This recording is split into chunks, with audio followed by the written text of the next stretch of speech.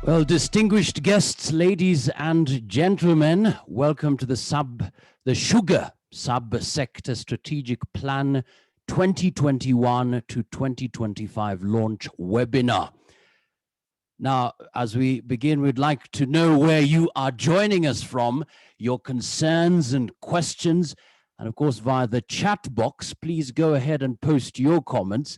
And if you have any questions as we begin, because we have another session later on where you can ask your questions, please make them very specific and directed to our speakers. Now, whether we are talking about food security, employment creation, regional development, and improved livelihoods for more than 8 million Kenyans, without a doubt, the sugar subsector plays a vital role in the agricultural sector and the Kenyan economy at large. The sugar subsector falls under the agro-processing sector, comprising of 14 sugar companies that advocate for a conducive and competitive business environment. Now, Kenya has the potential to produce enough sugar to satisfy its domestic demand and provide a surplus for export. But ladies and gentlemen, unfortunately, so far, the industry has been unable to meet even the domestic demand. And if I was to just take you back to the history as you focus on this video, definitely there is a lot of work to be done. And that's why we're here to make a difference. I have been a cane farmer for over 25 years. Former times, up to about 10 years ago, things were very okay. And actually, cane farming was very profitable. I can tell you, our people used to go for holiday in Mombasa. The things you see in tea and coffee growing areas, people get bonus and they go basak, they used to happen here. When the Mumias began, Mayoni was our ginger. For those of us from this area, we did not need to go to Uganda to ginger. We went to Mayoni. There was lights, there was new tarmac, there was leisure, money for leisure. But today, you go to Mayoni, you will not even want to stay there a second. Kulima miwa kwa saizi ni kama utumwa, sababu tukizidi kuiweka kwa shamba sana ni njia tu ile ya kujiongeza umaskini vile nimeona. What made me uproot my cane? After the cane staying on the farm for about 2 years, I ended up getting 6,000 shillings. Niliamua nipunguze ili nipande mahindi. Kuna haja ufanye kitu ambayo unachukua pesa, unaweka hapo, unashughulika nayo kupalilia nini na unapata tena kampuni inakudai.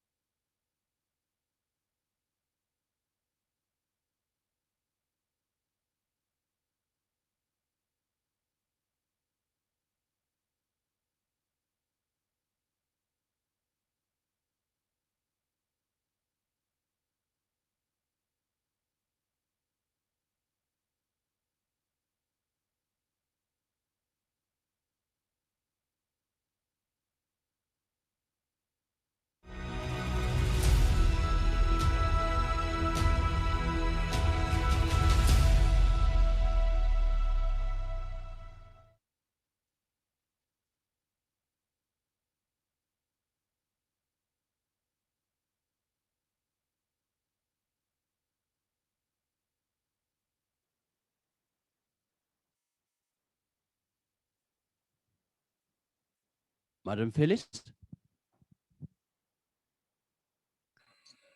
Good morning. I hope you can hear me. Yes, we can hear you loud and clear. Go ahead. Okay, that's good. So good morning, everyone. It's a pleasure to have all of you here today as we launch the sugar subsector strategic plan. I want to applaud you all for taking your time to join us. Allow me to begin by recognizing the guests who have joined us here today. We have our chief guest, the Chief Administrative Secretary in the Ministry of Industrialization, Trade and Enterprise Development, Honorable Lawrence Karanja. We also have the Ministry of Agriculture, Livestock, Fisheries and Cooperatives representatives who have joined us. Dr. Crispin Omondi, Rosemary Owino, thank you for joining us. I also want to recognize the presence of our chairman, Mr. Mushai Kunyiha, the KAM Sugar Subsector Chair, Ms. Joyce Opondo, the representatives from the Kenya Bureau of Standards, the representatives from the Sugar Research Institute, and all the members of the Sugar Subsector and KAM members who have joined us today. Good morning again, and it's really a pleasure to be here with you today as we discuss an important sector, which is the sugar sector. Today, we are celebrating the launch of KAM's Sugar Subsector and its strategic plan. As the association, we are categorized into 14 sectors. 12 of them are in processing and value addition, and the other 2 offer essential services to enhance the work of the manufacturing sector. And within our sectors, we have this further divided into subsectors, and we define this based on the raw materials for import or the products that our subsectors manufacture. So the sugar subsector falls under the food and beverage sector, and it brings together 12 sugar manufacturing companies, out of which 7 are private and 5 are publicly owned. So in 2018, we created this subsector to solve the subsector's specific advocacy challenges aimed at improving the competitiveness of the sector. And we can't downplay the importance of the sugar subsector. I think Mwakazi has just played a video of the impact the sector has had and the impact it has had in communities, what it has done in terms of food security, employment creation, regional development, and just improving the livelihoods of the more than 8 million Kenyans who dwell in the sugar belt region. It's also a source of income for over 500,000 smallholder farmers who supply over 90% of the milled cane. So this session will give us a good opportunity to discuss the strategic plan. And I join all of us in welcoming everyone to this session and looking forward to learning more about the strategic plan of the sector and how all of us can support in executing the same. So thank you very much, and I wish you all a good session. Well, thank you so much indeed for the introductory remarks there. It's very clear that with a membership of over 1,000 industries defined by specific value chains, the Kenya Association of Manufacturers is the representative organization for manufacturing value-add industries in Kenya. Now, the sugarcane industry is intricately weaved into the rural economies of most areas in Western Kenya. This industry is primed to make significant contribution to the realization of the national socio-economic aspirations enshrined in Vision 2030, as well as the Big Four agenda. Now, to tell us more about the sugar subsector, please welcome KAM Chair, Bwana Mushahi Kunyiha. Karibu sana, Bwana Chair.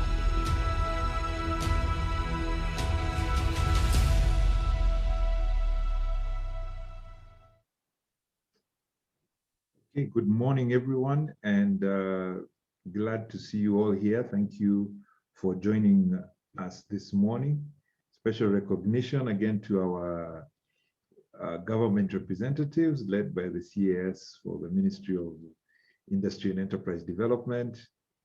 We have some people from Ministry of Agriculture and Cooperatives, AFA, KEBS, as well as our members who are joining us for this conversation today. This is important conversation today. I think Phyllis has kind of clarified how we work across our sectors and subsectors, and the sugar subsector is one of them. And the reason we bring people together is so that they can articulate their issues better. And this is one example of a subsector coming together to put together the issues that they see are critical for growing their sector. We at KAM consider ourselves as partners to government, partners to rural communities and Kenyans at large in growing our economy by increasing value addition to the goods that we make. And that helps everybody's income rise a little bit more. So all industries, all subsectors are important in the contribution that they do give to the society around them. And it is not just the direct economic contribution that we give in terms of raising value in goods and services and so on, but also in infrastructure. And like sugar is one example where there's a lot of development done around their sugar farms, around their sugar collection areas, where they're helping schools, roads, etc. That's what they do. But I think today's meeting is really about the challenges that the subsector faces, and there are many challenges. I think they've been articulated a lot in the press, in our history, so they are not new to us. But at the same time, it's not just about bringing challenges, but it's also about trying to craft solutions and starting a conversation about what are the solutions that we can find. And an honest look at our challenges tells us that we do have big problems in the sector. We know we are not producing enough. In fact, currently Kenya is a net importer of sugar. And that in itself has caused problems because sometimes we're importing way more than we need and suppressing our local markets here. And one of the things we know is that we really do need transparency around importation of sugar, because who imports it, when they import it, how they import it, that is always something for newspaper headlines, and usually after the fact rather than before the fact, which is a challenge for us. And especially in this season, as we head towards elections, we know it becomes a bigger challenge. So it's one area we do need to work on and just create some transparent and open systems that work for us. We know regulation is a challenge. There's been shifting, especially in agriculture now. There is a whole new regime working on how we regulate different aspects of agriculture. And I think as we settle into the new regimes and the new changes, we do need to do a lot of work around that. Research and development is going to be important because we do need to improve. I think one of the things we realize, even with matters such as climate change, changing in the environment, changing in tastes, even just scientific development that is available worldwide, we do need to put in research and development in our agricultural sector generally. Not this one is specific about sugar, but generally, just like we do in all other businesses in manufacturing today. If you are not on the internet, even as today we are here online on Zoom, this is all research and development and getting to newer and better methods of farming. So this is something that we must do both at the theoretical level, start the study and understand about it, and then now start implementing and rolling out to other areas. And of course, we do know we have issues with COMESA, although we do have a safeguard for a couple of years, which we have until 2023.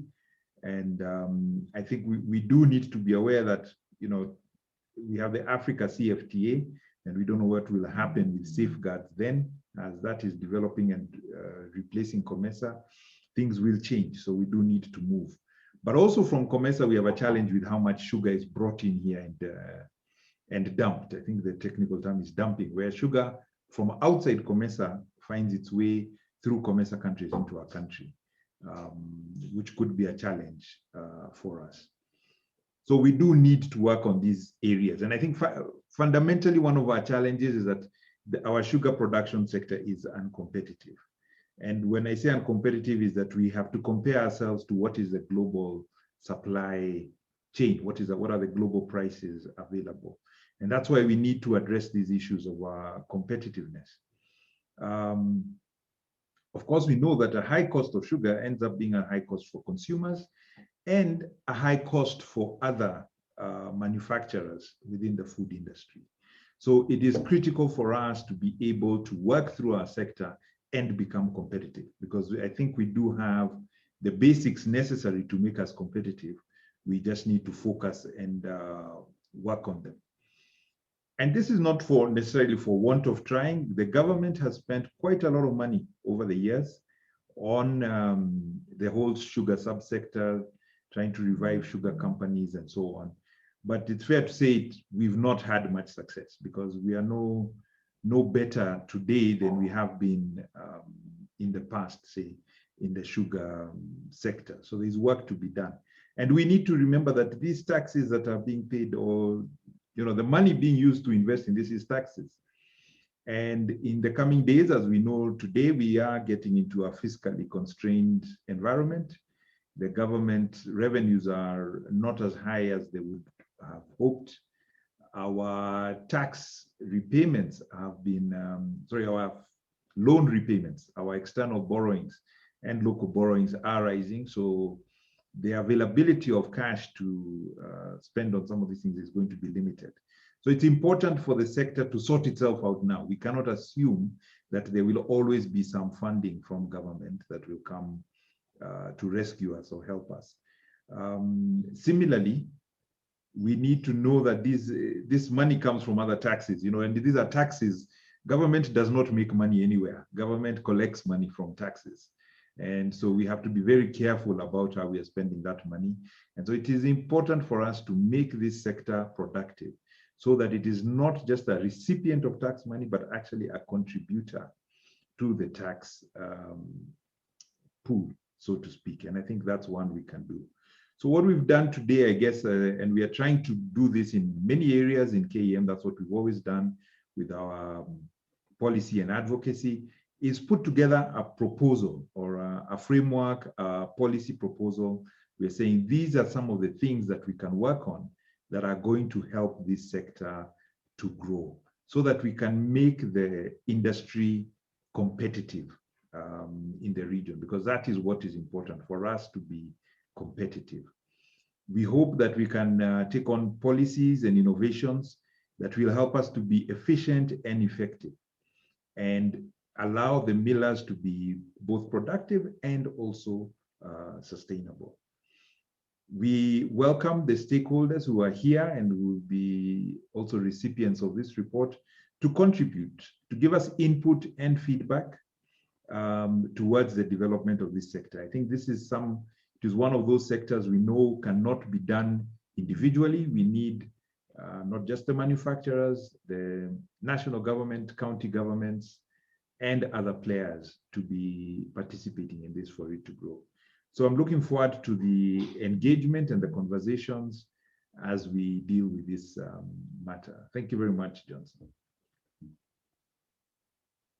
Well, thank you so much, Bwana Chair. Yes, indeed, KAM is a partner to government and rural communities in helping them increase value addition in the goods that we make. And this webinar is actually, yes, looking at the challenges, but also about crafting solutions and starting a conversation in regards to the same. And very powerful statement there. We need to work on the subsector so that we can become competitive, so that it's not just a subsector that is a recipient of tax money, but also a contributor. Thank you so much, Bwana Chair. Moving on,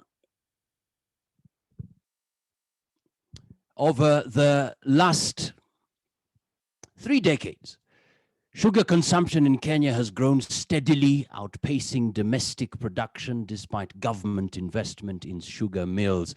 The country still has not reached self-sufficiency in sugar production as several mills continue to operate inefficiently and below capacity. To talk to us about some of the key initiatives to support the sugar industry, please welcome Agriculture and Food Directorate, Head of Sugar Directorate, Ms. Rosemary Owino. Welcome.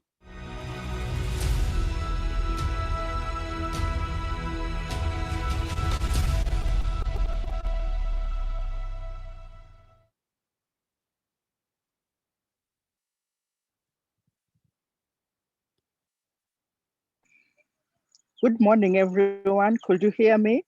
Yes, we can hear you, Ms. Rosemary. Welcome. Yes, welcome. Talk to us.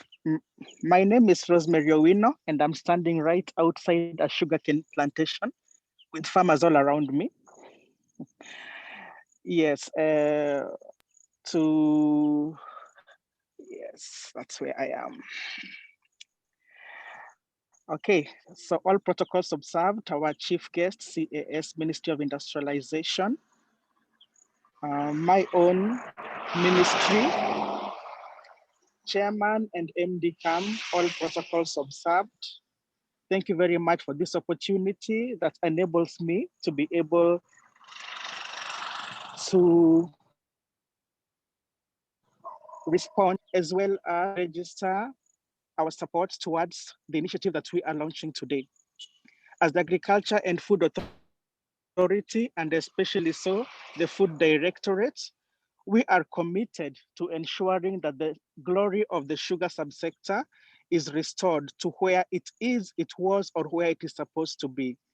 Yes, we have had very many challenges, but I want to also encourage the delegates that our sugar sector is not out in the dogs. We are on a recovery path.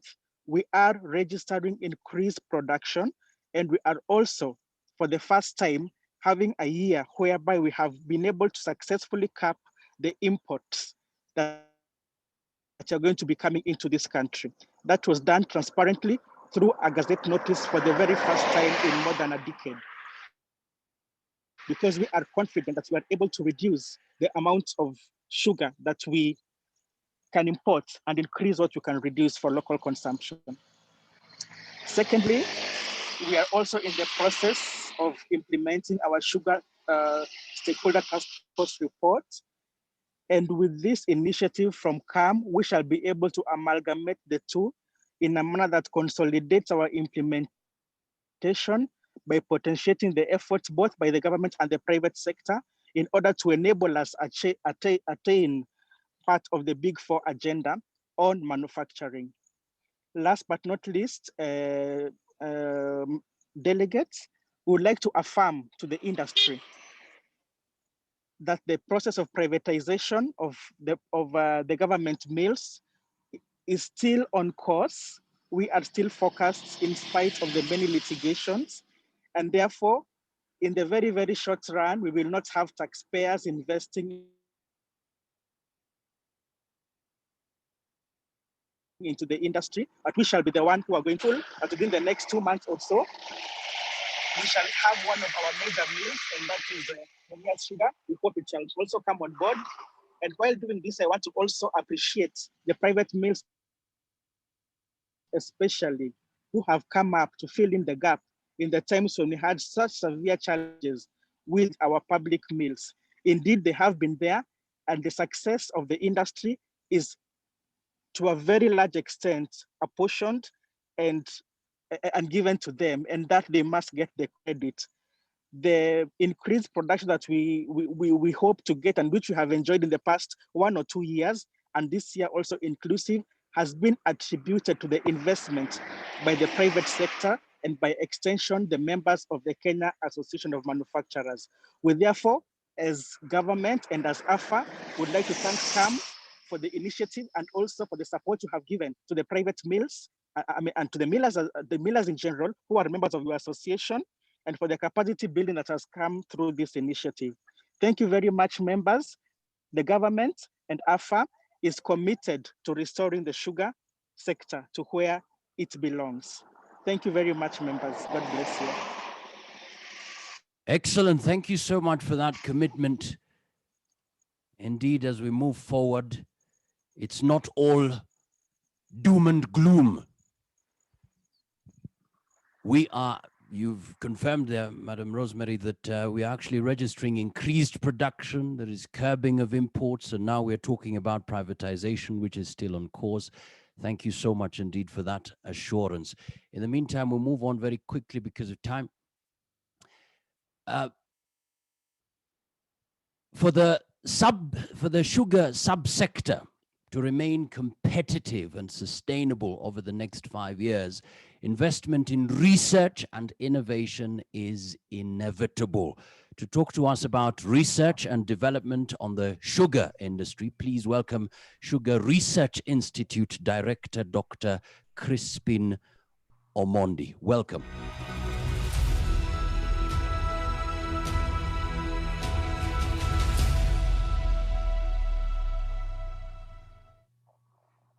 Yes, thank you very much.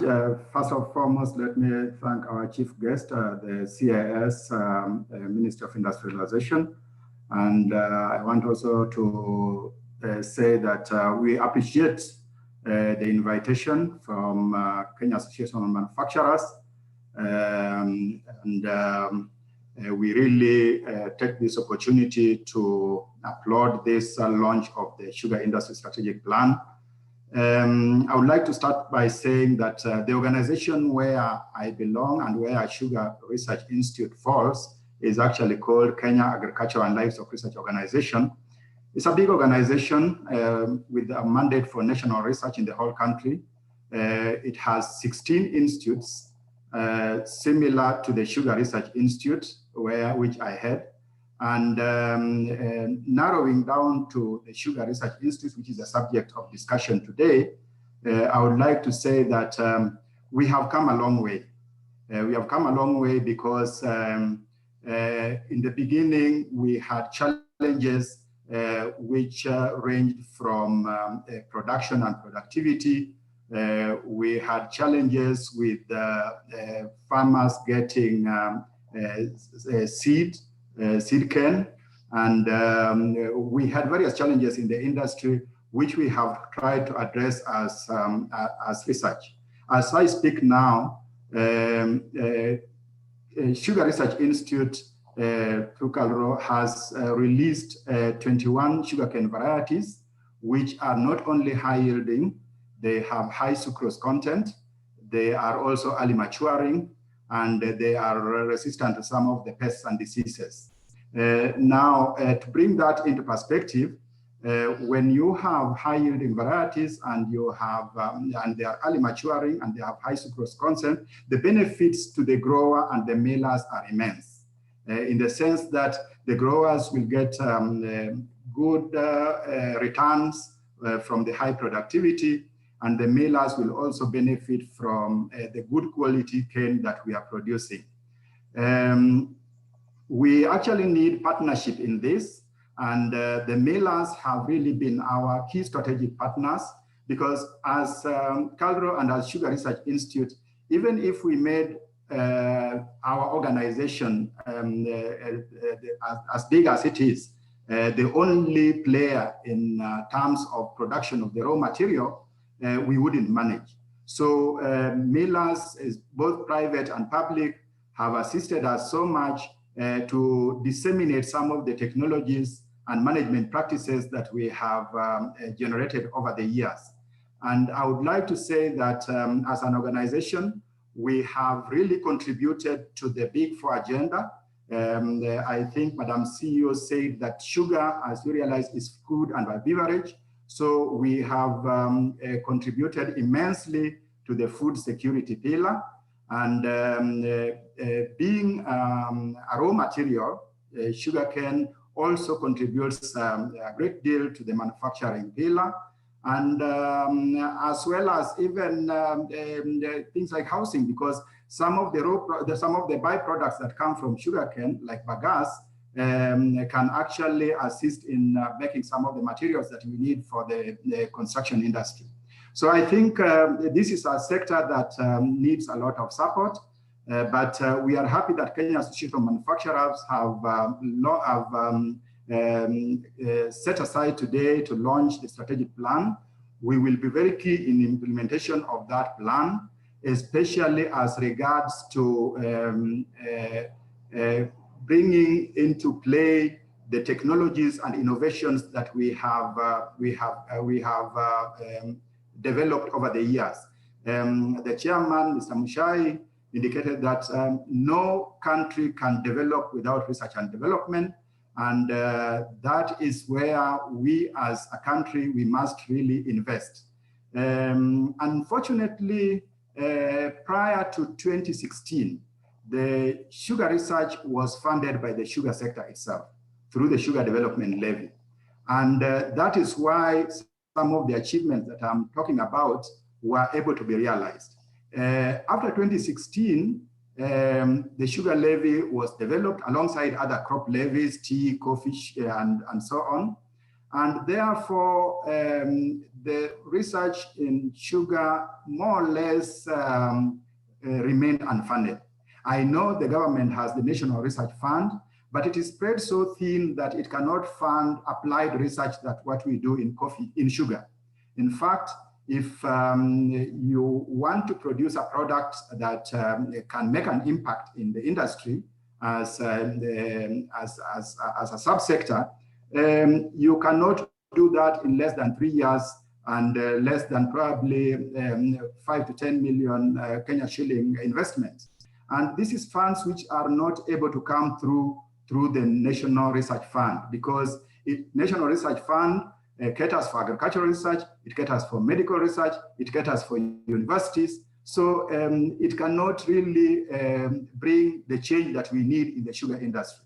So one thing that we have to address ourselves to is how the sugar industry will fund research going forward.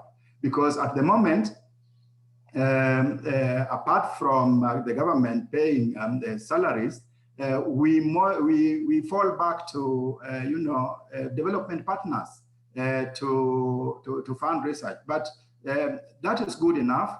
But those funds are normally very specific for certain specific projects. And therefore, if we have to rely on those funds only, certain important aspects of our research will not be funded. So that is the area where we need to think through and see how best to manage to work. But generally, we will be relying on Kenya Association of Manufacturers and its members, and especially the sugar millers, to disseminate some of the technologies that we have developed. So I really think that that is the way to go, through the partnerships. And basically, that's what I wanted to share with you this morning. And thank you very much, Johnson. Thank you. Well, thank you so much, Dr. And this is really good news that we have come a long way, and that through research, now we're talking about 21 high-yielding sugar varieties that we have. Of course, there is need for partnership. This is a subsector that requires a lot of support. And the big question here really that has been asked is, how will the sugar industry fund research going forward? Thank you so much, Dr.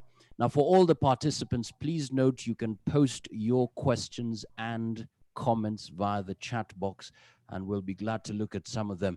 And just to pick some of them here very quickly, there's somebody saying here, good morning, everyone. Excited to follow today's launch event, which is a milestone. We have supported KAM's work with the sector for a number of years. This is the Confederation of Danish Industry. Thank you so much indeed. Another one here says,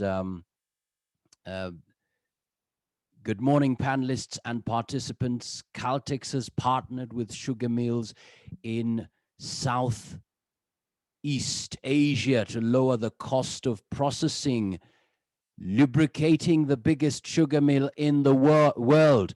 AFAL is the Caltex lubricants in East Africa, and Caltex is ready to partner with sugar subsector to reduce operating costs, hence contributing to competitive sugar prices in the region. Wow, that maybe once we get to the question and answer session, we'd like to get your feedback in terms of partnerships, strategic partnerships moving forward. But right now, very quickly,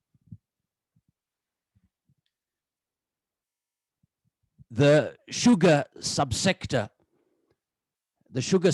strategic aspirations must be aligned to the day-to-day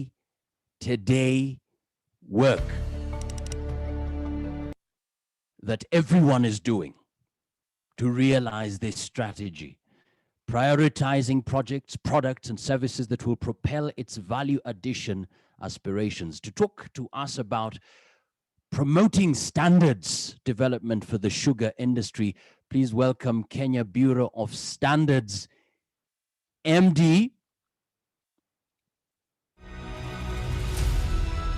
who is being represented by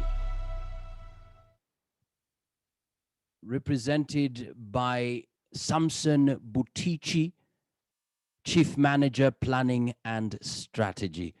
Welcome, Bwana Butichi.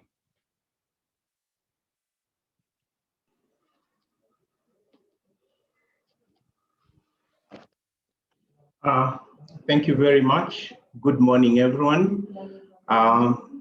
Like have been said, my name is Samson Butichi from Kenya Bureau of Standards. I am here representing my MD, Lieutenant Colonel retired Bernard Giraini, who due to unavoidable circumstances is not able to join us today, but has asked me to step in on this very auspicious occasion when we are planning for the way forward of our sugar subsector. So thank you very much, moderator. I think I'll go straight into the message that Lieutenant Colonel Bernard Giraini has for this audience in relation to the efforts that are being made by Kenya Bureau of Standards to support the subsector. So allow me to go straight on to his speech. Good morning, ladies and gentlemen. It is my pleasure to join you today in the launch of the Sugar Subsector Strategic Plan as organized by the Kenya Association of Manufacturers. We are aware that this 5-year strategic plan seeks to guide the sugar subsector's growth, corporate social responsibility, and sustainability, and covers 3 strategic themes, which are the sugar subsector policy and advocacy, research and innovation, value chain, and subsector development. So members, allow us to speak briefly about Kenya Bureau of Standards. You will note that Kenya Bureau of Standards is a national standards body established under the Standards Act, Chapter 496 of the laws of Kenya, and having started our operations in the year 1974. So what is our role? Our role is development of standards. And in development of standards, we develop standards at national, at regional, and at international level. So at national level, we develop standards which are designated as Kenya standards. At regional level, we join other East African standard bodies to develop standards referred to as East African standards. And at international level, we represent the country in developing international standards at the International Organization for Standardization, ISO level. So that is one of our key mandates that we are here to share and support the sugar subsector in. The other element is we manage the standard, we manage and disseminate standard measurement units in all measurement fields. And so we know that measurement is a key traceability element in matters trade. And we are here to support the sugar subsector in the manufacturing area, value chain, in their dissemination of standard measurement units. We also undertake certification services, and in certification, we provide for certification of products manufactured within the country to for conformity to Kenya standards for them to be able to access markets. And of course, we have testing. Our testing laboratories support the industry to ensure that their production processes comply with the requirements in the parameters of the standards, and we are able to realize quality products for the consumers. So you'll note that we also have a market surveillance unit. We go to the market to ensure that what has been manufactured continues to meet the requirements of Kenya standards even in the market. So all these activities, you will note, are geared towards facilitating trade for the overall economic growth of our country. And this role, we want to reiterate, is achievable with the continued partnership between KEBS and the Kenya Association of Manufacturers.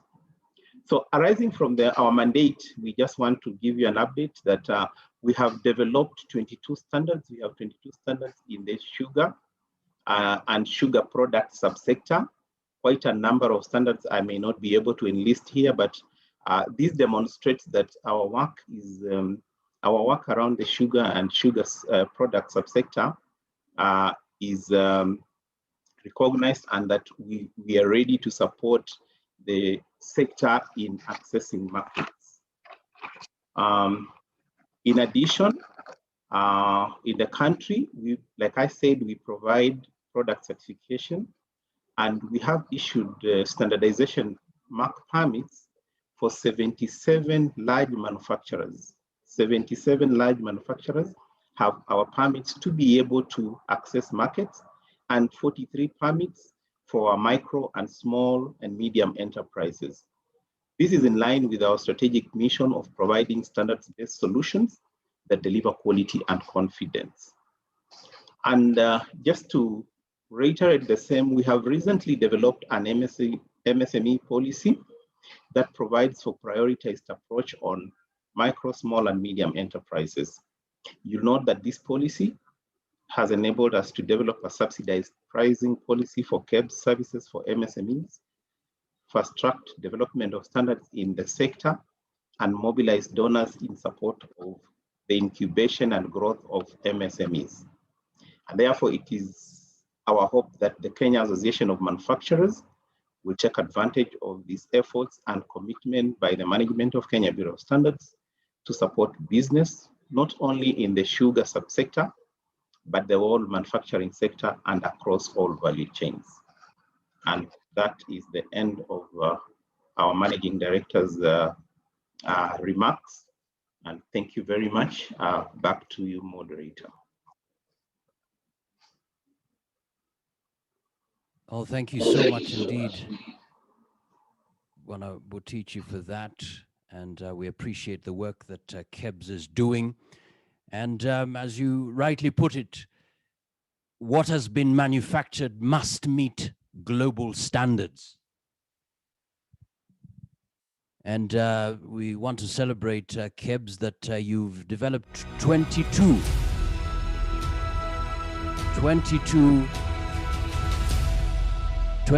standards for the sugar industry. And you're ready to support the subsector in accessing markets. And right now, very quickly, a vibrant sugar subsector will act as a social catalyst. Therefore, this strategic plan will help the sugar subsector position itself strategically in its operational environment by aligning its strategic intent to anticipated environmental changes. To now give us the keynote address, please welcome our Chief Guest, Ministry of Industrialization, Trade and Enterprise Development, Chief Administrative Secretary, Dr. Lawrence Karanja. Karibu sana. Thank you very much.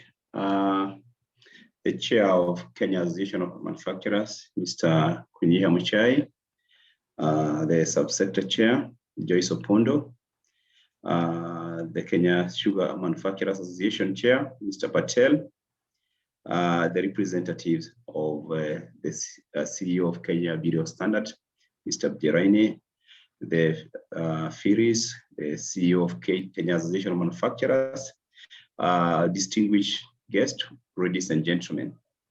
It's a pleasure to join you today as we launch the KAM Sugar Subsector Strategic Plan. We have heard from various speakers the role the sugar sector plays in our economy.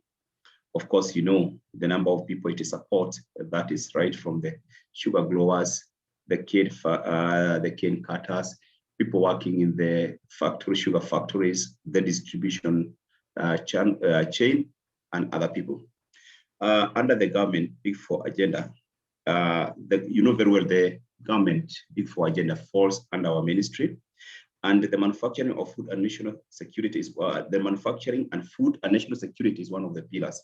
As such, it remains one of the government priority areas towards achieving the Big Four agenda.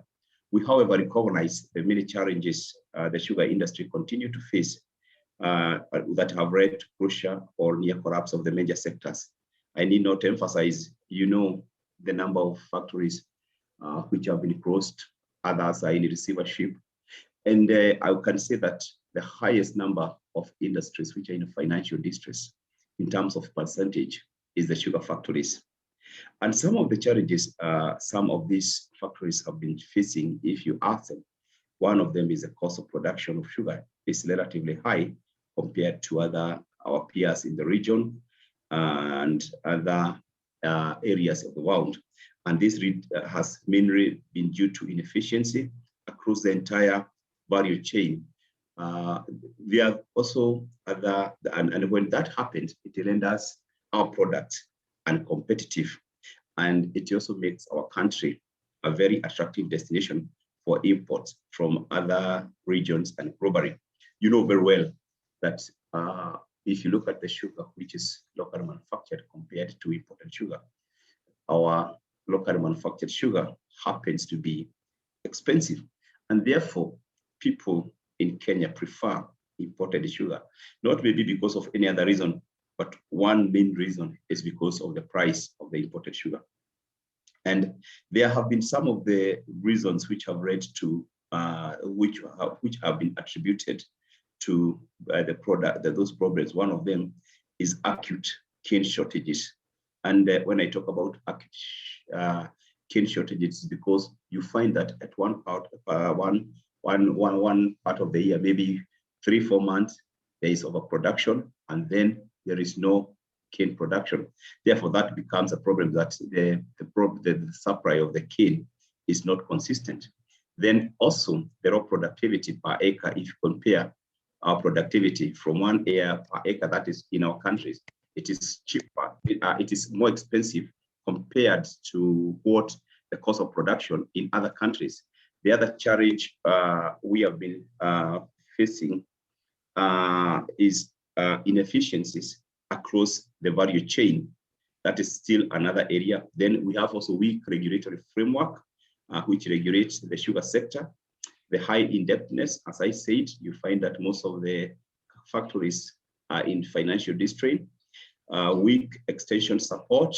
They are very, very, very weak agriculture extension support services available to our cane farmers so that they can increase that is the productivity per acre. Then also value additional initiatives. We also have uncontrolled and illegal sugar imports, which has been happening. We have what we allocate as a government on a quarterly basis as for importation of sugar. But if you check, if you go and conduct a research, you'll find that we have more sugar imported than what is reported. Then we have also an issue of aging equipment and obsolete technologies being applied in our factories. I need not say much about this. If you visit some of our factories, you will wonder which technology or which machines they are using. Those are not machines which have not been used in some other countries for more than 30, 40 years. We also have a challenge of delayed payments to the cane farmers. when the cane farmers harvest, they deliver their cane. In some areas, you fear that for 6 months, they have not been paid. And this is actually act as a hindrance and a discouragement to the farmers growing more sugar. And we are saying that those hindrances, we have pointed out a few of them, they require intervention from government agencies, which are drawn from various ministries. And I would just say some of the efforts which have been made towards resolving some of these challenges.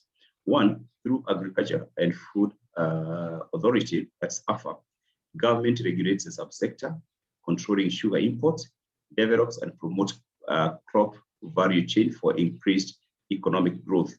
Actually, if you were to make it open for importation of the sugar, some of our factories would have been closed by now.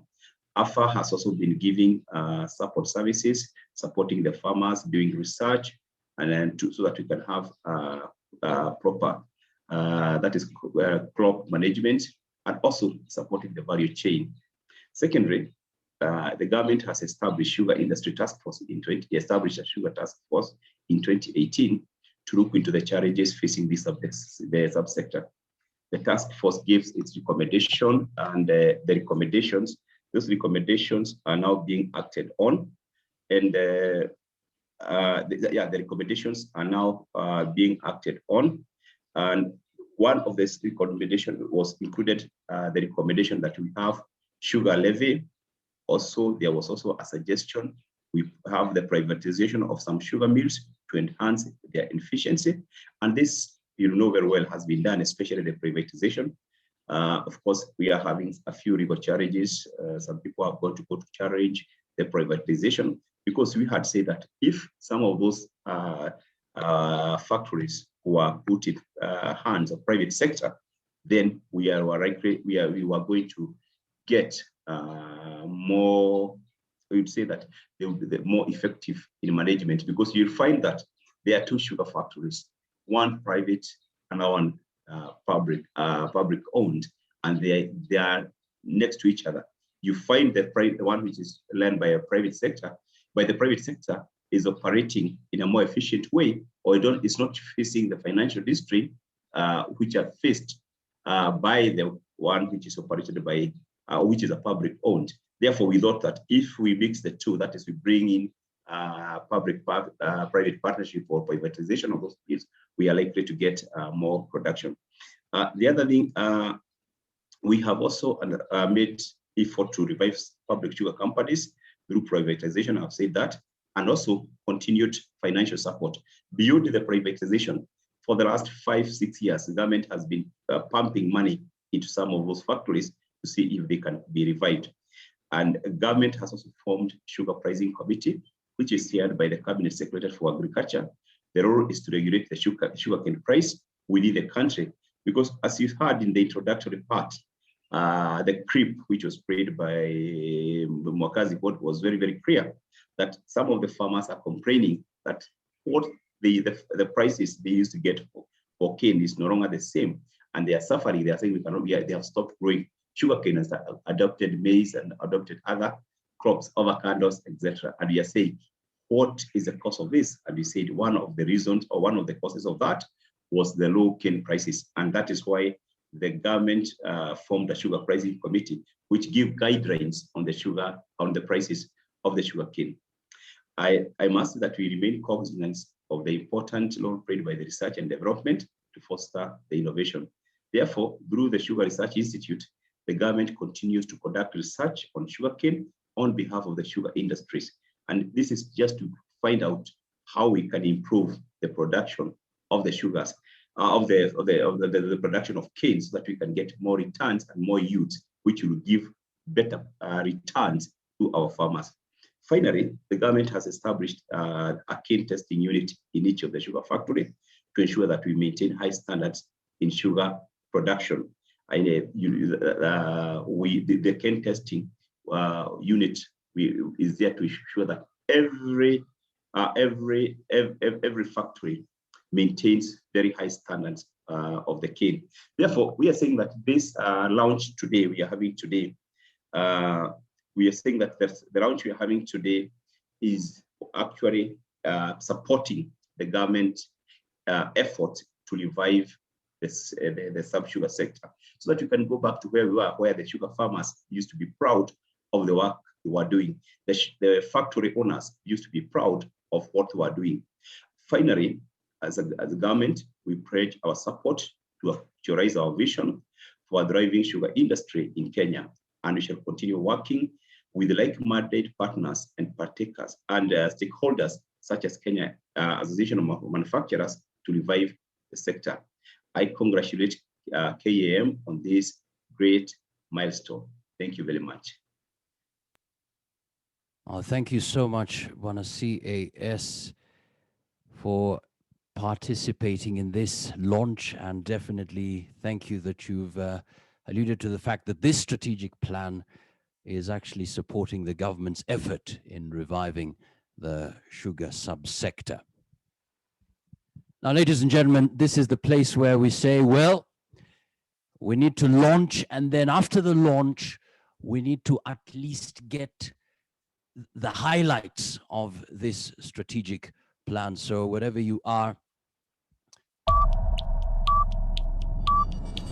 ready for the launch. 9, 8, 7, 6, 5, 4, 3, 2, 1, 0.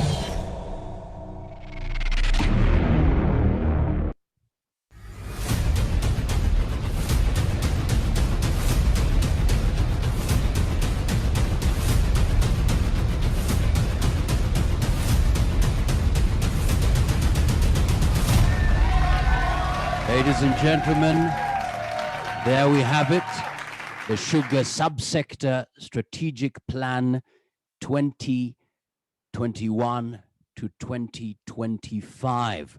And thank you so much indeed for being part of the launch.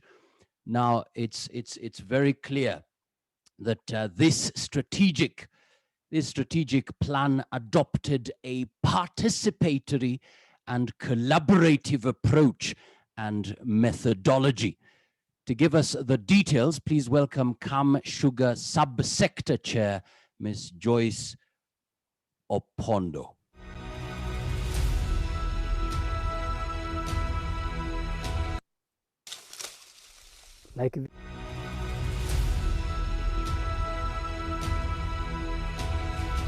Welcome, Madam Joyce.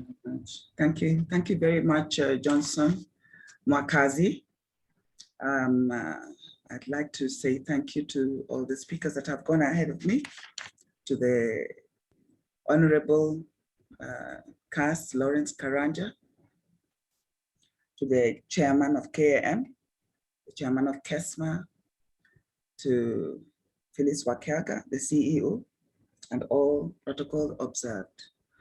I'm going to make only the brief highlights on this. It is a sub-sector strategy that was prepared participatorily with the sugar millers and KAM and consultants. And today, I'm very happy and honored that this plan is being launched, and we're looking forward to a guideline that will give us result areas that have already been adequately and well set out. So the sugar industry in Kenya, sugar is one of the most important commodities that is produced and consumed all around the world. Out of 55 countries in Africa that are engaged in, 33 countries are engaged in sugar production. The first sugar factory in Kenya was established in 1922 at Miwani, and that is in Kisumu County. To date, we have 16 sugar factories that have already been set up, as you shall see in the table following. Unfortunately, not all of these are in production. 2 of them are closed, 3 of them are under receivership. Out of this, only 12 are in operation. Of the 12, 5 are owned by the government, as we have had, and 7 are privately owned. The industry contributes to food security, employment creation, regional development, and improved standards of living for a vast population of Kenya, almost 8 million Kenyans. The sugar subsector within the Kenya Association of Manufacturers developed a subsector profile to highlight the key action areas to address the challenges hampering the growth of the subsector. Please, can you move to the next slide? That table shows the list of sugar factories, the year of establishment, and their milling capacities. You can see Miwani is closed, Ramisi Sugar is closed, Muhoroni is under receivership, Chemelil is operating at low level, Mumias is operating, but it is not milling. Nzoia is operational. West Kenya Sugar Factory is a private company operating. Sony Sugar, public company, is operating, but at a low level. Soin Sugar was closed. Kibos Sugar and Allied is operating, a private mill. So is Butali, Transmara, Sukari, Kwale, Olipito, and Busia Company. Let's move to the next slide. Now, this 5-year strategic plan seeks to guide the sugar subsector growth, corporate social responsibility, and sustainability of the subsector. The plan has carried out a thorough situation analysis elaborating on the challenges facing the sector. Bwana Lawrence Karanja came up with a list of challenges that we are facing, but this particular plan has zeroed in on a few. The plan also carried out strengths, opportunities, weaknesses, and threats analysis. It comes up with proposals that link the subsector strategic aspirations to national and regional blueprints. In the plan, the strategic model has identified the vision and the mission of the subsector, our core values as a subsector, and it has brought out strategic themes which form the key result areas. These are the sugar subsector policy and advocacy, research and innovation, and value chain and subsector development. Rising out of these strategic themes, the plan enumerates strategic objectives to be pursued and how to operationalize these. There's a clear implementation framework which assigns responsibilities and timeframes to enable monitoring and evaluation. At the operational level, these will be translated into specific tasks. These will be assigned as specific responsibilities to the relevant stakeholders. Let's move to the next slide. The challenges that are facing the sugar industry, the plan has zeroed in on 5 of these challenges. One of them is excessive sugar imports. As you have heard by presenters before me, Kenya is currently a net importer of sugar, mainly from COMESA countries. The country imports duty-free sugar from Uganda and COMESA to cover the times of shortage. This occasionally leads to oversupply in the market, dampening local sugar prices, hence adversely impacting not only on price and demand, but also on the industry at large. Currently, we feel that this is one of our biggest challenges. Another challenge is a weakness in regulatory mechanism. We don't have a proper policy or a law guiding the industry. Existing regulations also pose very serious difficulties in implementation, and they put insurmountable barriers to expansion of the industry. Another challenge is on smuggled sugar. A sizable amount of uncustomed sugar is smuggled into the country through porous borders. This causes distortions in the market. It compromises on sugar quality. It leads to loss of government revenue. It impacts negatively on the sugar subsector. The fourth one that we have zeroed in on is on packaging and traceability. There are regulatory provisions on the standards of sugar packaging by KEBS. However, enforcement still remains a major challenge. This leads to retailing of sugar whose quality and origin is unknown, and it opens and encourages smuggling of sugar into the country, and is also very dangerous for the health of the consumers.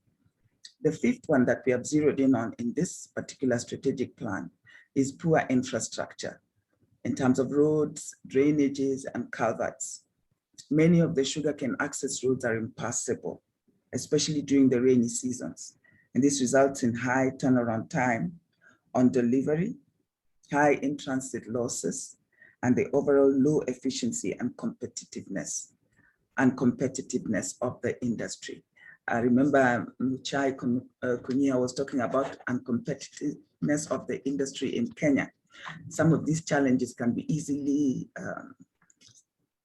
surmounted with proper planning, and we believe that this strategic plan will guide us towards ensuring that these challenges are met head-on and properly handled.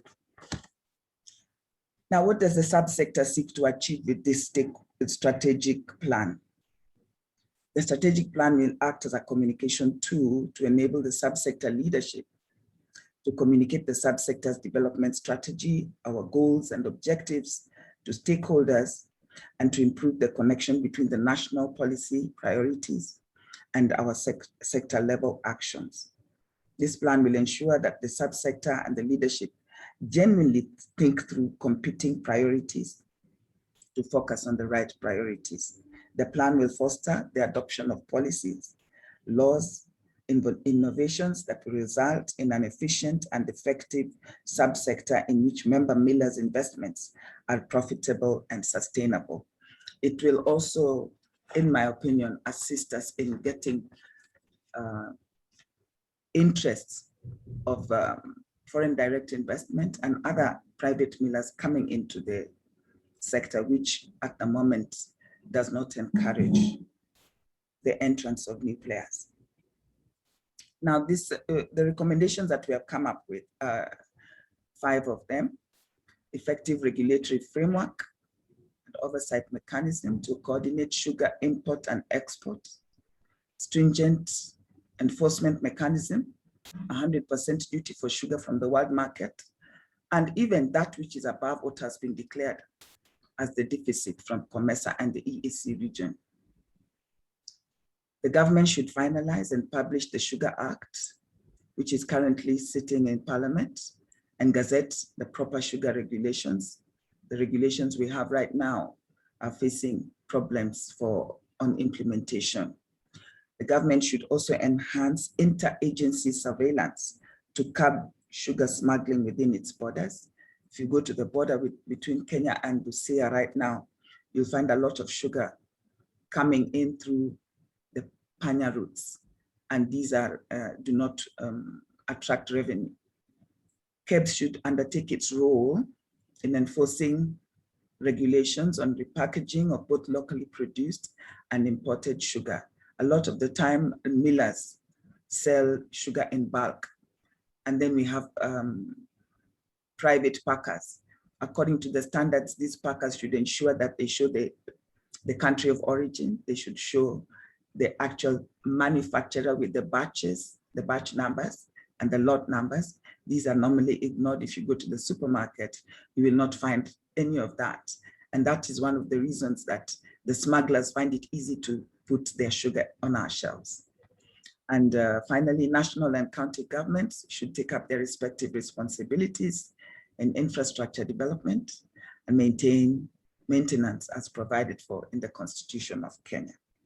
I want to say thank you very much as I come to the end of my presentation. And I believe that as we go into the plenary session, we'll be able to answer a few of the questions that we have. Thank you very much.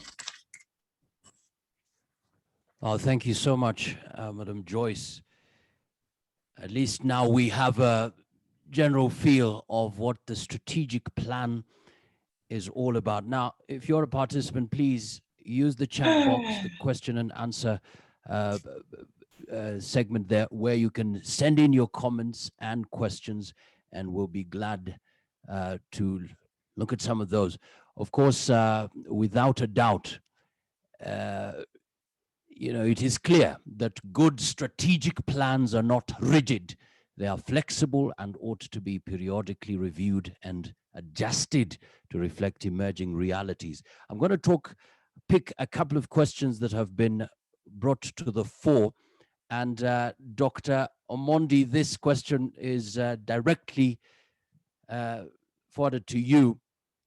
This is Oduor Omolo. Oduor Omolo says, Dr. Omondi mentioned that the Research Institute has developed new varieties of sugarcane that are high yielding, matures early, have high sucrose levels and resistant to pest. How is this variety compared with our competitors within COMESA in terms of productions, productivity, and will it allow us to complete after safeguard measures that have been there for close to 10 years are lifted? Your response, Dr. Mondi. Thank you, Johnson. I've just also written a written response, but just to answer Mr. Duromolo, these varieties that we have developed would go a long way to make us competitive with our COMESA countries in terms of production and productivity. The challenge we have, Mr. Chairman, is that the adoption of these varieties has been rather low. For about over 2 decades, when we started developing these varieties, the understanding was that once the research has done its part, then extension would take over the promotion of these varieties and their widespread adoption. But you know very well that agriculture is a devolved function and extension moved to the counties. So that linkage between research and extension has been rather weak, like what the CAS alluded to. As Sugar Research Institute, we are very thin on the ground. Even if we were to make our 500-acre farm a seed multiplication farm, we would not supply the whole country. So what we rely on is that we partner with the millers and we give them certified seeds so that they can be able to multiply this within their zones. The public mills usually used to have, or they still have, those which are operating, still have nucleus estates. And these were the areas where they used to partner with us to multiply the varieties and then get out to their farmers. But unfortunately, the private-owned sugar companies, millers, do not have these nucleus estates, so they rely on contracted farmers. So what I would say is, if we had a good mechanism of multiplication of certified seed, then we would have these varieties quickly adopted so that we move from the current level of about 12% to something like over 60%. Otherwise, most of our farmers are still stuck with the old varieties, despite these varieties being available. And that is the challenge, because we are not able to reach out to all of them. Thank you so much, Dr. Omondi, for that. And as we launch deeper to some of the questions coming in, like this case. So one of the challenges addressed based on the research, from a journalistic perspective, is the fact that farmers have really been bearing the cost themselves, and now we are opening it up to possible partnerships. And this question probably will come to you, Ms. Rosemary. But let's take a look at this particular story. Like this cane, there is no loan on it. It is developed fully, privately from my own source. I'm a large-scale farmer. Generally we do not get anything from the sugar factory. We buy our own inputs, we do our own work, and then we just supply to the sugar factory and expect to be paid for the cane supply. This model of farming has given rise to unveils, known in Luo as toothbear, a strategy applied by unscrupulous transporters in the sugar sector to fleece farmers and subsequently make sugar production in the country expensive and unprofitable. Toothbear is when you want a tractor to come here and carry your cane. The loaders will tell you, gentlemen, with us, huko nyuma tunataka 3,000. The driver will tell you, and by that time you will go to the factory and the line is very long. The driver will tell you that I'll go today, I'll spend there. Give me my 2,000. There was a time I harvested cane and I took it at 6,000 per trailer because it was burnt and I don't want it to go to a waste, so you have to sacrifice. So basically, Ms. Rosemary, what are the possible opportunities in supporting farmers to really come in and be part at the very center of the sugar subsector?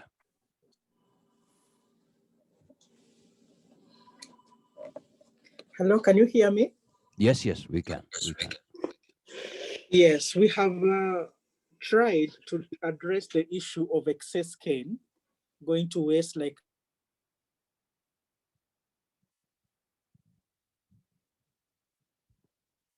the farmer has raised genuine concern out of lack of planning, both on the farmer and on the miller side. The miller will plant for 2 years knowing he has this specific amount of cane. The farmer, on the other hand, is planting as an independent farmer and not in consideration of the miller's capacity. And therefore, we are trying to the level best that we can to bring all the farmers within the ambit of having formal contracts between both the miller and the grower to aid in planning. Secondly, of course, with the issue of privatization, we know that this problem has been occasioned because most of our mills, and especially so the public mills, are not operating optimally because of low efficiencies.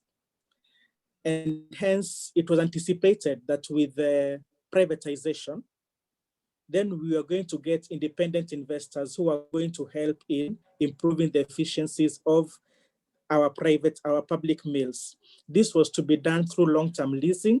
Like I said earlier, the plan is still on course. However, against a backdrop of mitigation challenges in court, but we are still soldiering on because we know sooner than later, we shall be able to be cleared, and the privatization of the public mills was deemed to be the only way to help in improving the inefficiencies. And hence, once this comes into board, then we will be able to solve that problem. Secondly, we also have a number of private investors. We do have many of our private mills also opening up some satellite factories in various regions, and they're going to be able to absorb this cane. But best of all is proper planning needs to be done through formal contracts to enable the miller know exactly in the next 2 months, I expect so much cane, I plan well for it, as opposed to being accosted by so much cane at once, which is well beyond their capacity. So we are trying to do that under the current sugar regulations. Oh, thank you so much, Ms. Rosemary, for that. Earlier on, there was a message that came in. This was Charles. Charles saying, Caltex has partnered with sugar mills in Southeast Asia to lower the cost of processing, lubricating the biggest sugar mill in the world. And this is actually reducing operating costs, hence contributing to competitive sugar prices in the region. And maybe if I can come back to you, KAM Chair, Bwana Muchai, in terms of how we can leverage on the possible opportunities to be globally competitive. What are the top of mind recommendations moving forward? Of course, we have the strategic plan, but what are the top 3 perhaps key action points that we can say, well, if we do this right, these 3, possibly we will stand out as being globally competitive? Bwana Muchai. Yeah, thanks for that. I must first confess to not being necessarily an expert on the sugar sector itself, but we do know the things that are important to make us competitive industrially. And those include things like the cost of power. And I'm glad that I think we've heard that the bagasse and so on in sugarcane can be used to reduce their own cost of power. So that does help them in this kind of issues. We then have a lot of infrastructure issues. And this is around the roads, because even as Joyce mentioned, what happens with those roads, that now becomes an issue about how we transporting our cane and so on. And that cost, somebody pays each time a tractor breaks down or a tractor has to get another one to pull it out. Somebody is paying for that. So that cost of infrastructure can become another big issue. Then secondly, we have just the regulatory burden and the cost around that. And that's coming from multiple levels, both at the national level. How can we try and consolidate a lot of these regulatory costs, because we keep getting new bodies and we're having to pay multiple times for the same or similar types of things. It would be easier if they were consolidated. At the county level, you find again, there's a lot of cost that is being put in or being required to be made just to keep things going, you know, whether it is the transport cost, marketing, etc. Because that cost also in terms of the final product sugar, when you're moving it, are we going to be charged again?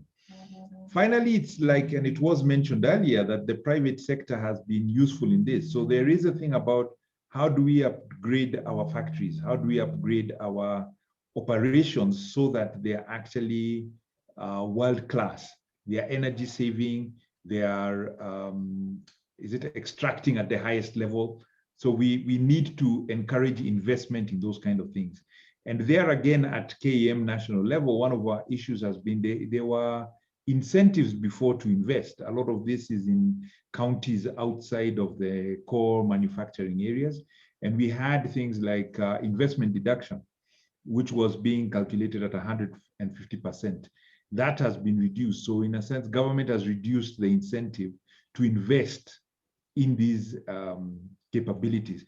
And as most people here will know, investing in a sugar factory is a huge undertaking, which will take time to recover. So therefore, we do need incentives for those kind of investments. Thanks, Makazi. Well, thank you so much, Bwana Chair. And just a comment here, and Bwana CAS, maybe you can come in. This is Michael Makoha says, very good and succinct. We shall greatly improve the sector if we jointly implement the plans. We must maintain a sense of urgency in improving the operations in the sector. But now there's a question here. Patel says, what happened to the privatization of the government sugar mills? Odur Omolo also says, do we have a benchmark for our production processes with our competitors? Our sugar production is rain-fed, while in countries like Sudan rely 100% on irrigations and huge nucleus farm compared to smallholder farmers in Kenya. What is your response to all that?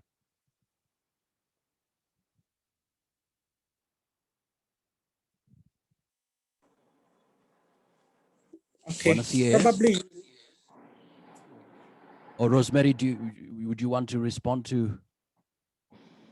Yeah, concerning the issue of privatization of the sugar mills, I have said, I think twice, that it is on course. We started off well, but we had about 15 litigations currently in court. And we have to honor the court processes. We are participating. We are in court, actually, if I could say that. And we are hopeful that we shall be cleared and that the process shall go on. So it's, for us, we can safely say it is on course, because we believe that we will proceed. We shall still proceed with it. We have not been told categorically to stop. And therefore, we await the court outcome because we respect the court processes. Concerning benchmarking on production, because our production is basically rain-fed, that is very true. Like I said earlier, we shall be implementing the strategic plan today alongside the Sugar Task Force report, which was very categorical that we should move from over-relying on rain-fed production to irrigation. And at the coastal area where there's also sugar production, what they are doing is irrigation. They rely on irrigation. They don't rely on rain. That is one of the benchmarks we have, and we want to cascade that to the other regions where cane is being grown as well. Thank you, sir. Well, thank you so much indeed. There's a question that has just come in right now for you, Madam Rosemary. This is Ronald Njoroge. He says, what are the statistics on the projected sugar production by farmers and imports for 2021? For 2021, we anticipate our production at the very least to be 660,000 metric tons for this year 2021. And our sugar imports for this year has been capped through a gazette notice by the National Treasury at 210,000 metric tons to be able to complement for our domestic production. That is for brown sugar, table sugar. All right. Thank you so much for that response. There's another question here, and Danson Dete, if you're there. This is a question from Margaret Mburu. Thanks for the insightful launch event. In order to improve sugarcane production and quality, crop nutrition is one of the key factors. What are the plans with regards to developing and recommendation on crop-specific fertilizer on sugar sector, particularly from sugar research? Wanandete.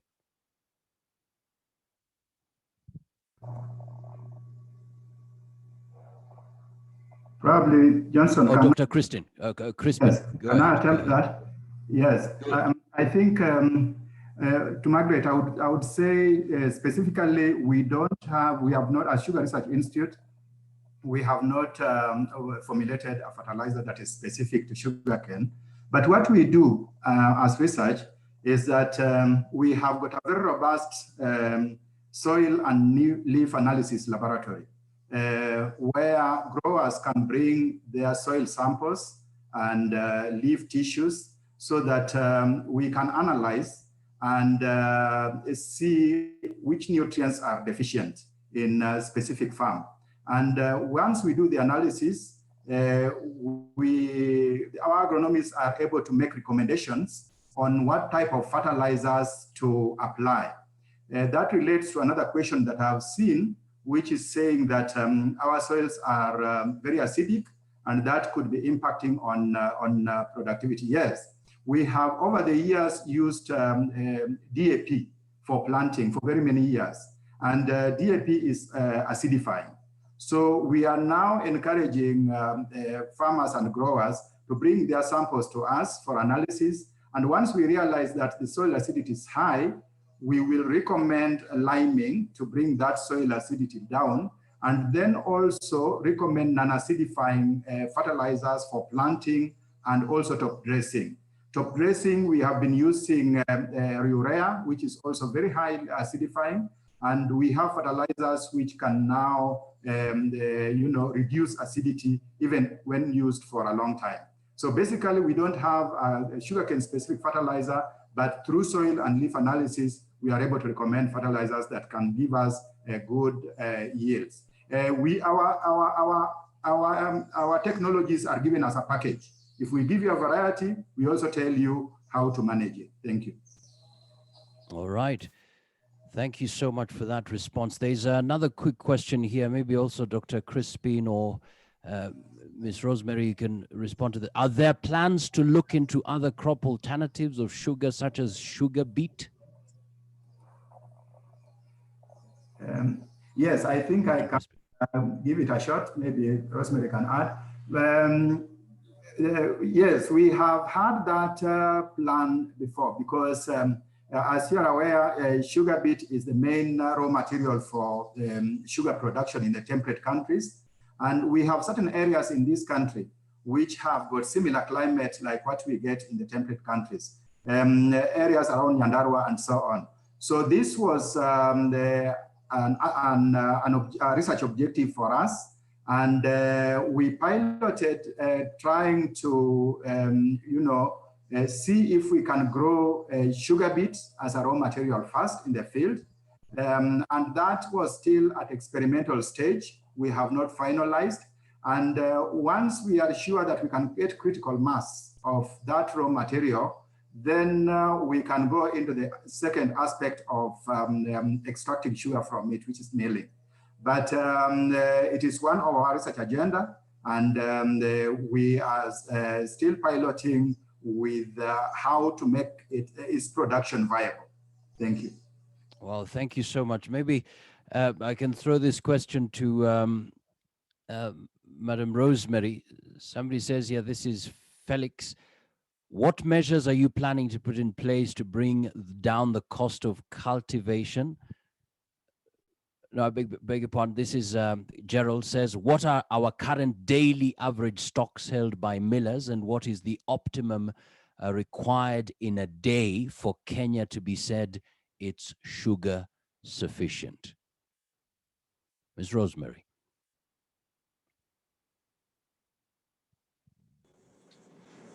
Thank you, sir. Currently, our stocks by all the millers stands at around 12,000 metric tons. That is as of Monday. For us to be very safe, we need daily consistent stocks of 2,300 metric tons.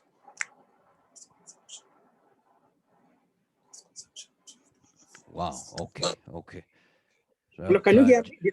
Hello? Yes, we can hear you. We can hear you. Our current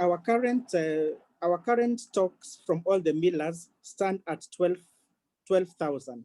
Our consumption, 12,000. our daily consumption is 2,300 metric tons. So if we always have a consistent amount of 20,000, it can also help to shield us on a time when we are not having a consistent harvesting and crushing of sugarcane. All right. All right. There's another question here. Felix Sakelo. What measures are we planning to put in place to bring down the cost of cultivation and improve cane productivity?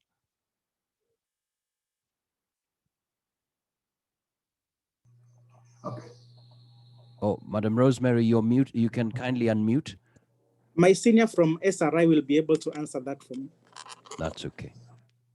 Yeah. Yes,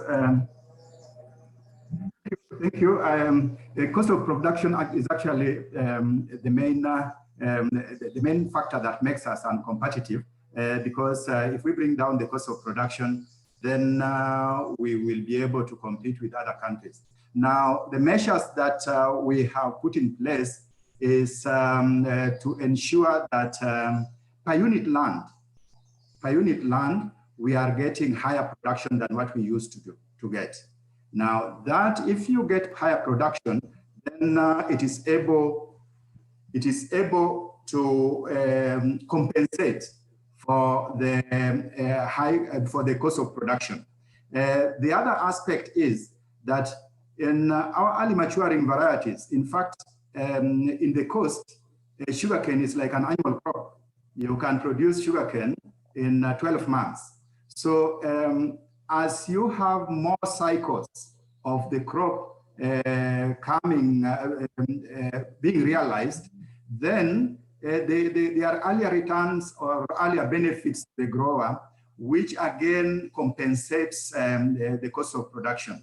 Now, what some countries have done, and I think this is also something we can look at, and it also happens in other crops.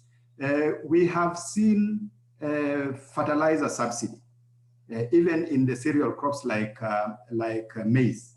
This has not happened in sugarcane. So probably one thing that we are not saying we give fertilizer for free, but probably what the government can look at also, as it does with other crops, is to consider probably subsidies of fertilizers that our cane growers use.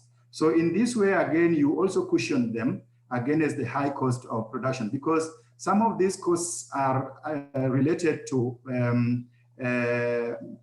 aspects which are beyond our control.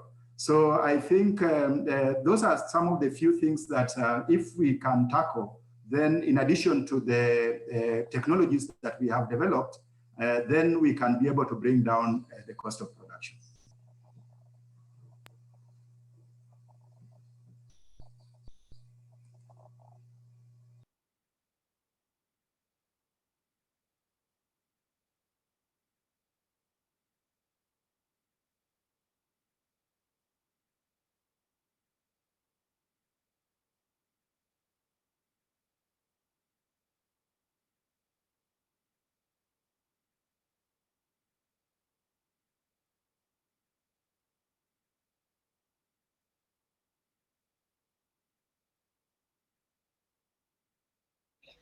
Ongaro made the most of the space he had at his homestead, planting cane on corridors, at his backyard, and close to the main entrance.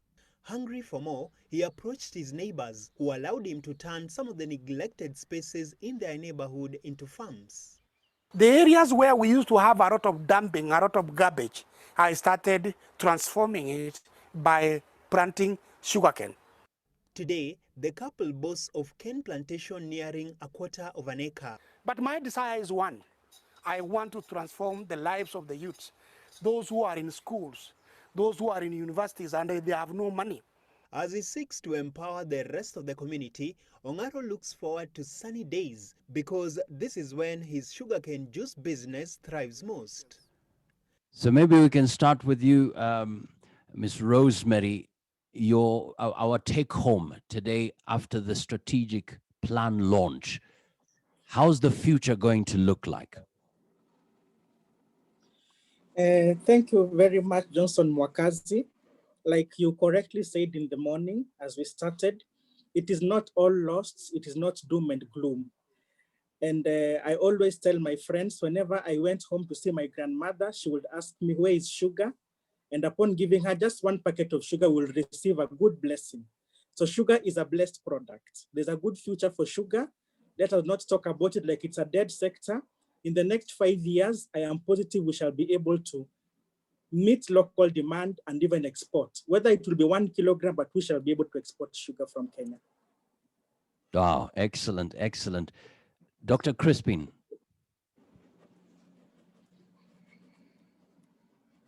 Your final words and the picture you have for the future of the sugar Yes, subsector. my final word, Johnson, is that it is doable in this country.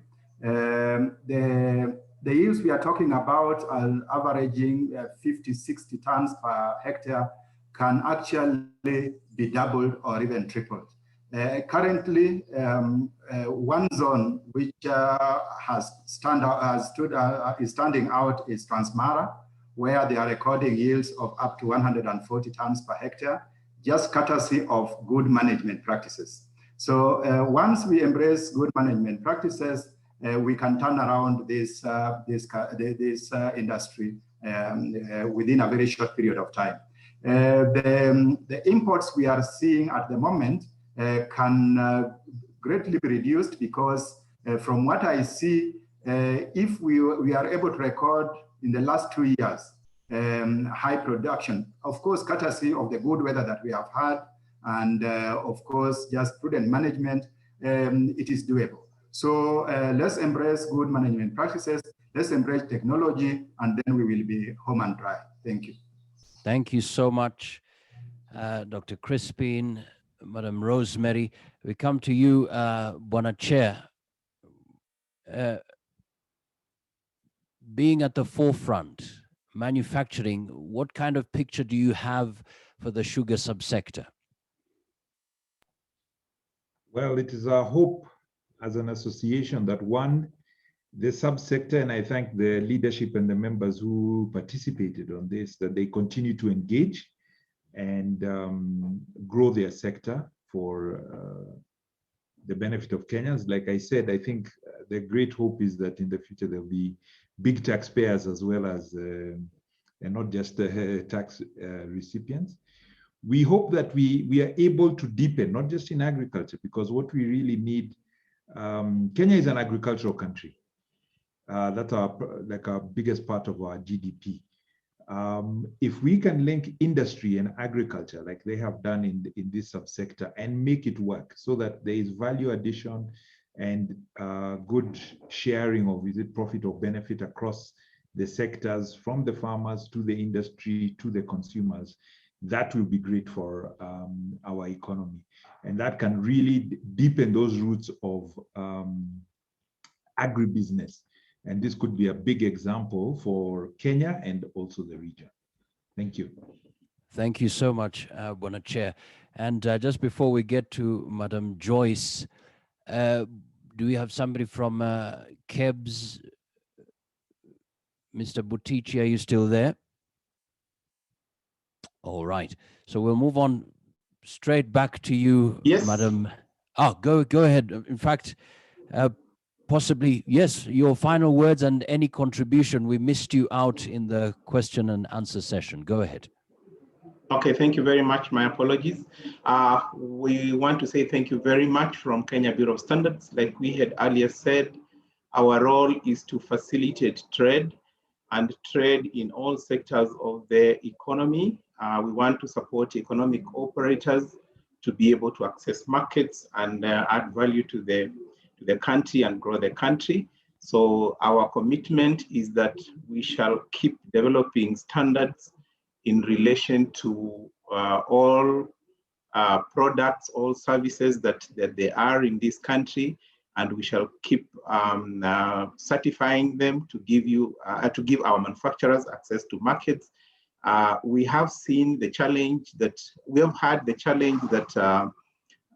has been raised in the plan in regard to packaging and repackaging of sugar from different sources.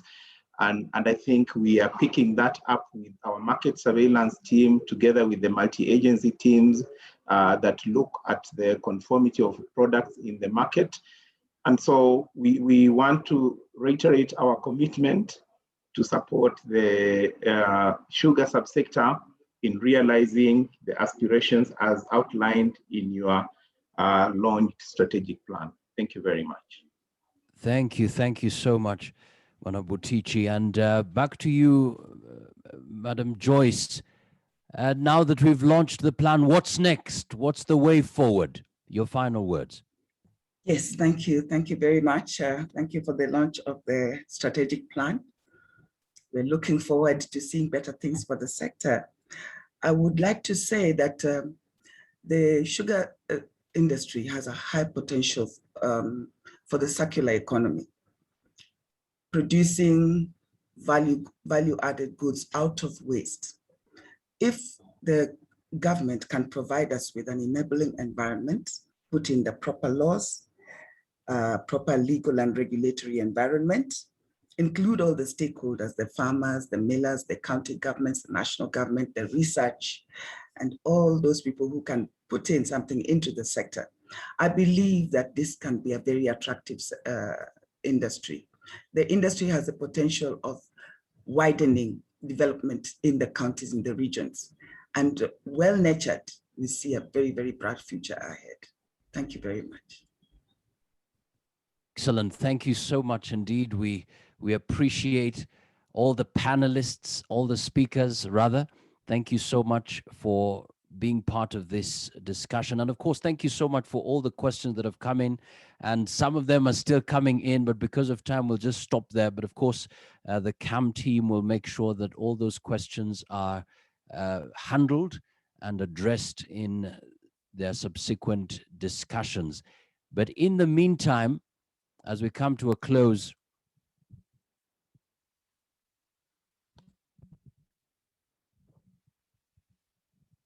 just to bring us to that place where we say, so from this event, what next?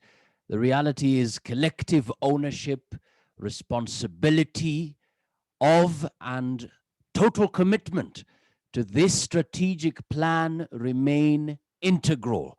All stakeholders are expected to understand what is required of them and the role they play in not only implementing this strategic plan, but also in realizing the sugar subsector's vision to be an innovative and competitive subsector meeting local and regional demand.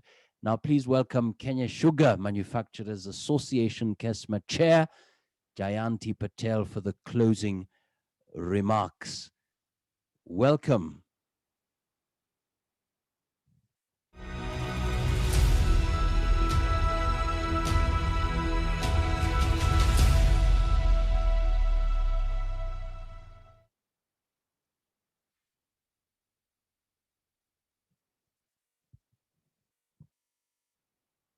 Mr. Patel?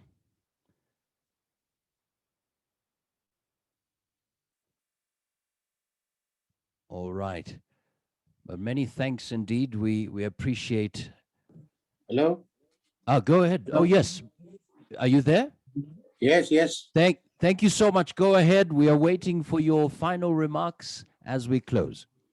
Okay, thank you. Can you hear me now? Can hear you. Go ahead. Okay. Go ahead. Thank you for inviting us for this beautiful launch of the strategic plan for the sugar subsector. We are quite happy since year 2018 when we started as a subsector. But before that, I would like to say hello to KAM CEO, Mr. Phyllis, KAM Chair, Head of Sugar Director, Rosemary Ovino, and our Joyce for the Kisumu subsector chair. Today, the launching and the contribution by all the players has shown that this sector is quite substantial, important for our economy, and also for the western part of the Kenya, where we only plant sugarcane and nothing else but only sugarcane. So I would like to thank very specifically to KAM, who had organized today this launching, and to all others who have attended for this launching and contributing to this very important forum. Appreciating KAM for the support they offered for the sugar subsector since its formation from 2018. Appreciating the government for the support they have offered for the subsector, that is, you mentioned the Sugar Task Force report, and also today launching by KAM the Sugar Strategic Plan, which will go a long way together. The subsector will continue working closely with Ministry of Agriculture, Ministry of Industrialization, ALPHA, SRI, and KEPS in particular also, based on the recommendation from the strategic plan. Well, everybody has heard sugar industries are based in rural areas, and it is a very large scale enterprises of the stakeholders. You name it and you will see. And when you want to start discussing sugar industries, it can take from morning to evening, and still you have not been satisfied that you have convinced the other part that yes, we are on the right. But with the KAM bringing on this as a subsector, and sugar director and us as a millers will definitely come with the solutions and workable solutions to betterment for the millers and the farmers. Just to say on the highlight, as everybody, as Joyce had said it, this industry serves 600,000 farmers to a community of 6 million people. Over 50,000 workers are working directly, and indirectly over 150,000, harvesters, loaders. Investment done by 12 millers is reaching up to 150 billion today, and we expect more to be invested. Investment made by farmers to plant cane on their land, if you consider the cane development program and everything, they also invested as a total of Kenya, 280,000 hectares. It comes to a tune of 50 billion. Today, each sugar mill will pay a tune of 300 million shillings every month within that vicinity of only 25 to 30 kilometers radius. So you can imagine pouring every month 300 million in a rural economy. So you can see what is important for all the stakeholders to be together to bring this rural development economy where they don't have to migrate to Nairobi or cities other. Our kind request to KAM, the government, all the stakeholders, sugar director, we would request that we would like to see that a fast track implementation of task force report, very specifically the Sugar Act 2020 and the rules and regulations anchored on the act to create a better sugar sector. Because once you have got a good law and order in the industry, all players will adhere to it. It will consist all, including the imports of the sugar, pricing of the cane, pricing of the sugar, and the players, the beneficiaries from farmers to the workers to the millers, and the government as a big stakeholder, a beneficiary in tax. As I can see today, we shall as all team players work together and achieve the goal for the revival of this sugar sector. Thank you, and God bless everybody. Well, thank you so much. We shall indeed work together. Thank you so much indeed for the closing remarks. And this is the place where we say thank you so much. We appreciate your contribution. Distinguished guests, ladies and gentlemen, a strong performance management culture will be critical in ensuring that everyone delivers according to the expectations and the eventual successful implementation of the plan. Of course, from the whole team at KAM that made the webinar possible, Salika, Hugh, Rose, Hilda, Faith, the technical team, we say thank you for being part of the conversation and launch. See you at work.